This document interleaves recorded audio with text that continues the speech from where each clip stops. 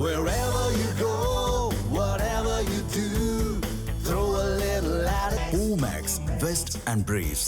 2026 ஆண்டு ஃபிஃபா உலகக்கோப்பை தொடரில் அமெரிக்காவின் அட்லாண்டா நகரில் உள்ள அட்லாண்டா ஸ்டேடியத்தில் உலகக்கோப்பை கால்பந்து தொடருக்கான 2வது அரையிறுதிப் போட்டி நடந்தது. இதில் நடப்பு சாம்பியனான அர்ஜென்டினா அணியும் முன்னாள் சாம்பியனான இங்கிலாந்து அணியும் மோதின. மிகவும் எதிர்பார்க்கப்பட்ட இந்த அரையிறுதிப் போட்டியில் தொடக்கத்திலேயே 1-0 என்ற கோல் கணக்கில் இங்கிலாந்து அணி முன்னிலை வகித்தது. ஆட்டத்தின் 2ஆம் பாதியில், அதுவும் கடைசி 5 நிமிடங்களில் அடுத்தடுத்து 2 கோல்கள் அடித்து அர்ஜென்டினா அணி 2-1 என்ற கோல் கணக்கில் இங்கிலாந்தை வீழ்த்தியது. இந்த வெற்றியை அடுத்து அர்ஜென்டினா அணியினர் ஃபாக்லாண்ட்ஸ் தீவுகள் தொடர்பான சர்ச்சைக்குரிய பேனரை ஏந்தி ஆரவாரம் செய்தனர். ஃபாக்லாந்து தீவு அர்ஜென்டினாவுக்கு சொந்தமானது என்ற வாசகத்துடன் கூடிய பேனரை மைதானத்தில் இருந்த ரசிகர்களால் அர்ஜென்டினா வீரர்களிடம் கொடுக்கப்பட்டதாக கூறப்படுகிறது. ஃபாக்லாண்ட்ஸ் அர்ஜென்டினாவிற்கு சொந்தமானது என்ற பேனரை மைதானத்திற்குள் கொண்டு வருவதை தடை செய்தவர்கள் ஃபாக்லாண்ட்ஸ் தீவுகளை இரத்தத்திலும் இதயங்களிலும் நாங்கள் சுமப்பதை மறந்துவிட்டனர் என்று அர்ஜென்டினாவின் துணை அதிபர் விக்டோரியா வில்லருவல் தனது எக்ஸ் பக்கத்தில் பதிவிட்டுள்ளார். லாஸ் மால்வினாஸ் சர்ச்சை என்பது அர்ஜென்டினா மற்றும் இங்கிலாந்து நாடுகளுக்கு இடையே அட்லாண்டிக் பெருங்கடலில் உள்ள ஃபாக்லாந்து தீவுகளின் இறையாண்மை குறித்த நீண்டகால அரசியல் பிரச்சினையாகும்.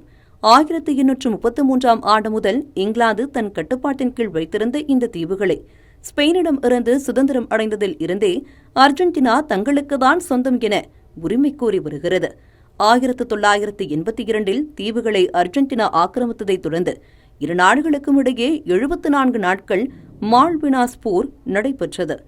இந்த போரில் வெற்றி பெற்ற இங்கிலாந்தே இத்தீவுகளை இன்று வரை நிர்வகித்து வருகிறது. உலகக்கோப்பை கால்பந்து போட்டி தொடரில் அரசியல், தனிப்பட்ட மற்றும் மத ரீதியான கருத்துக்களை வெளிப்படுத்துவது தொடர்பாக ஃபிஃபாவின் விளையாட்டின் விதிகளை நிர்வகிக்கும் சர்வதேச கால்பந்து சங்க வாரியம், அதாவது IFAB ஆகியவை ஜீரோ டாலரன்ஸ் கொள்கையை கடைபிடிக்கின்றன. ஏற்கனவே இந்த தொடரில் எகிப்து அணிக்கு எதிரான ஆட்டத்தின் போது நடுவர்கள் அர்ஜென்டினாவுக்கு ஆதரவாக செயல்பட்டதாக கூறி அர்ஜென்டினா அணியை தகுதி நீக்கம் செய்ய கோரிக்கைகள் எழுந்துள்ளன. முன்னதாக 2014இல் ஸ்லோவாக்கியாவுக்கு எதிரான நட்பு போட்டிக்கு முன்பு அர்ஜென்டினா இதே ஃபாக்லாண்ட்ஸ் பேனரை ஏந்தியதைத் தொடர்ந்து போட்டியில் இருந்து வெளியேற்றுவதற்கு பதிலாக அர்ஜென்டினா அணிக்கு அபராதம் விதிக்கப்பட்டது குறிப்பிடத்தக்கது. இந்த முறை இறுதிப் போட்டிக்கு முன்பே அர்ஜென்டினா தகுதி நீக்கம் செய்யப்படுமா அல்லது வெறும் அபராதம் மட்டும் விதிக்கப்படுமா?